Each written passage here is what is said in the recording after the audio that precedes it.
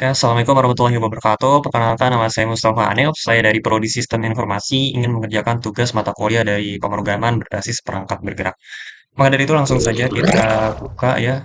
Eh, di sini saya sudah melihat tugasnya. Yang pertama kita harus membuat satu proyek ya menggunakan mungkin nanti kita gunakan Vue.js dan juga TypeScript ya untuk menampilkan data API dari nama-nama cryptocurrency yang memang sudah disediakan di dalam public API ini.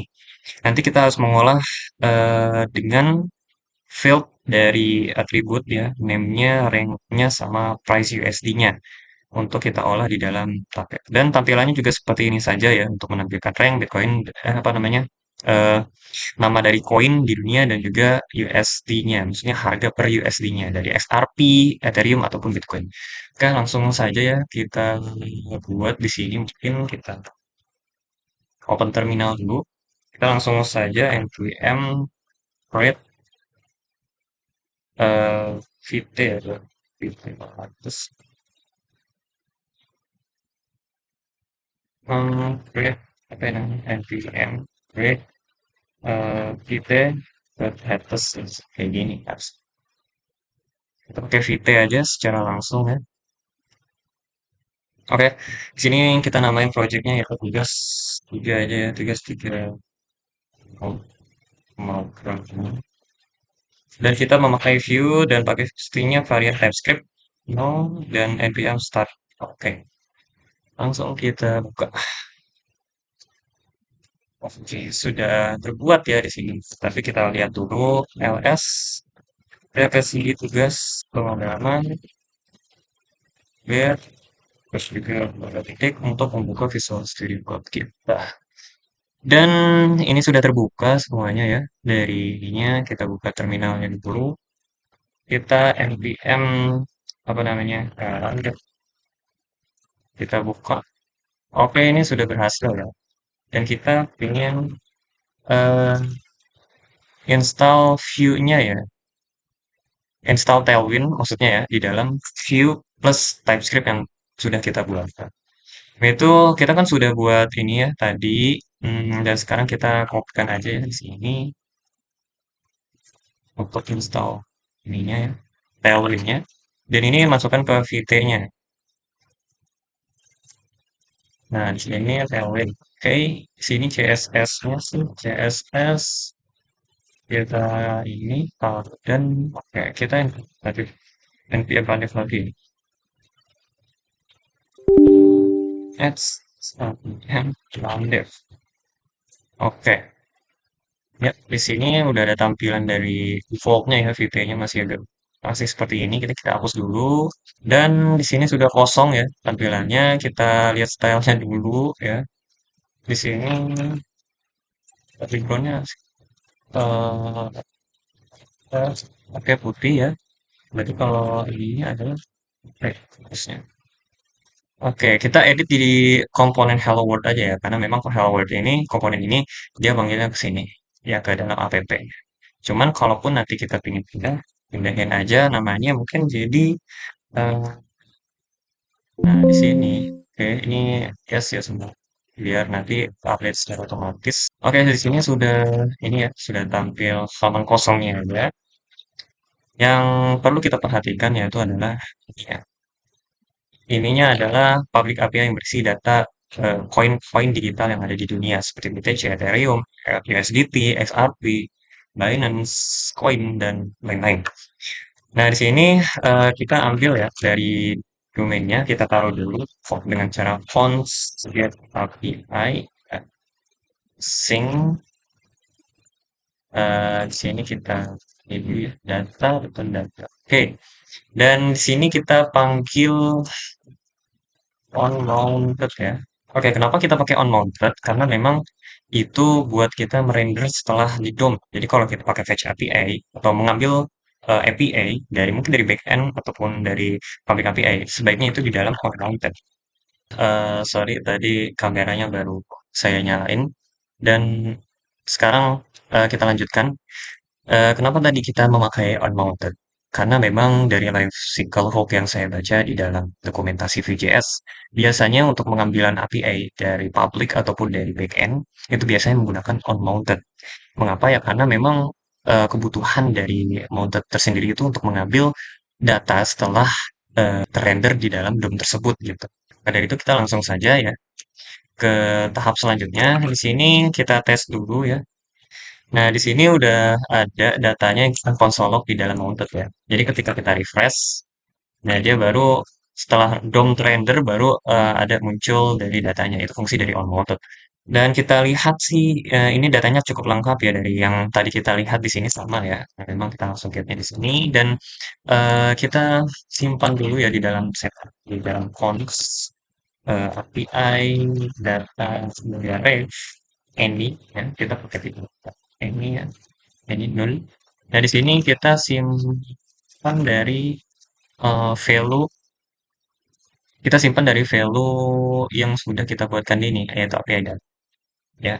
Kita buatkan dulu variabel API data, baru kita masukkan data yang setelah kita get ini. Agar apa? Agar kita bisa memunculkan datanya di dalam template ini. Nah, ini sudah muncul ya di sini semuanya. Nah, karena nggak rapi, maka dari itu kita harus bisa menyesuaikan tampilannya. Yang pertama kita buatkan div dulu ya, satu div, bahkan terus juga class. Misalnya kita buat di sini flex justify center center di sini.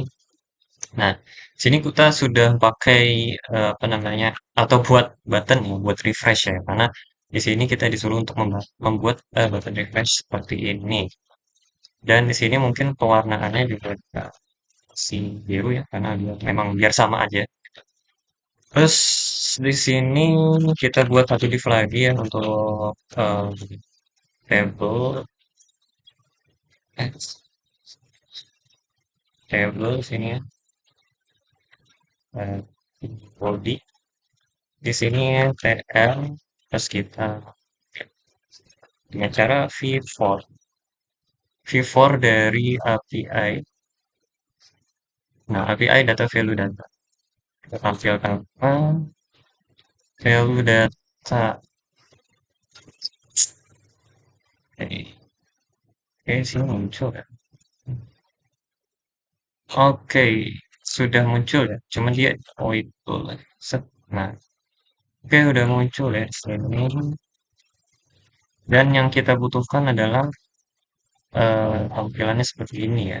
Berarti yang pertama kita ambil rank ya. Rank di sini, terus juga name, oke, name, Bitcoin dan simbol, oke, sih. Jadi di sini value simbol. Nah, di sini nanti kita bakal rapikan lebih lagi ya. Dan ini agak ke atas. Nah, oke, seperti ini ya. Jadi di sini kita buatkan tampilan ya. Buat sini.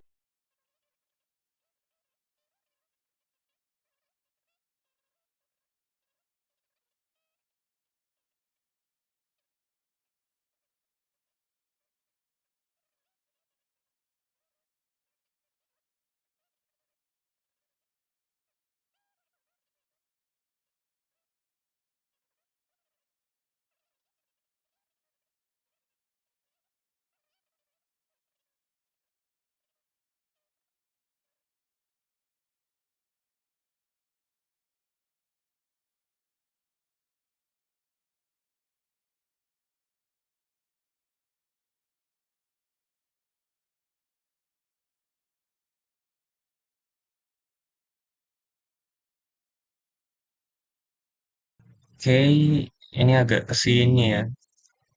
Jadi mungkin P-nya,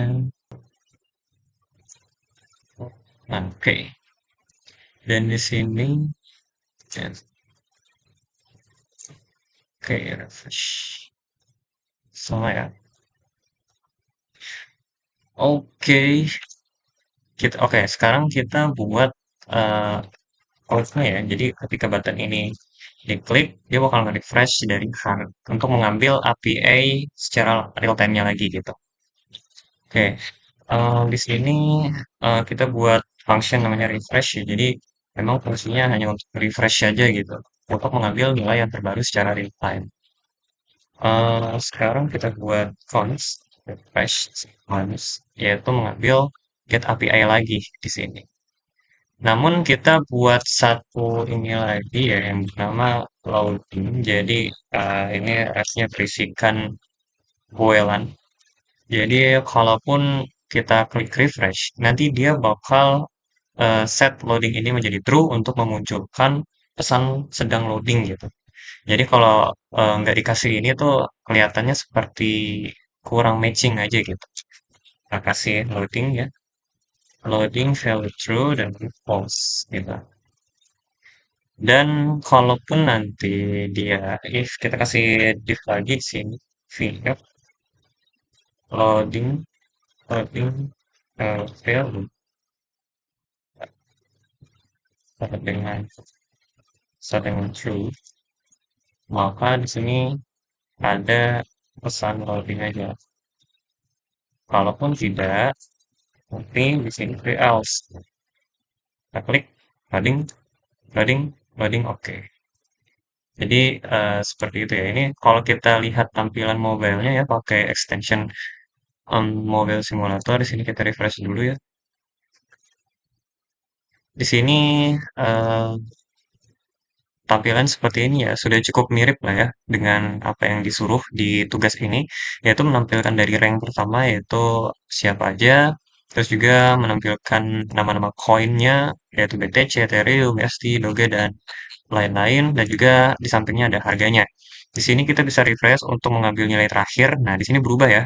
USD-nya tadi tadi sekitar berapa, koma berapa, sekarang dari titik 18 ya. Dan tadi kita tambahkan ketika refresh tambah ada loading ya. Jadi kita kasih logic sederhana aja. Jadi ketika refresh ini terhit dengan dari button ini, maka loading menjadi true sehingga akan muncul pesan loading. Setelah itu, setelah di-get dan dimasukkan ke dalam variabel API data ini, loading itu bakal di-set false untuk menampilkan data terbarunya. Oke, mungkin itu saja yang bisa saya kerjakan.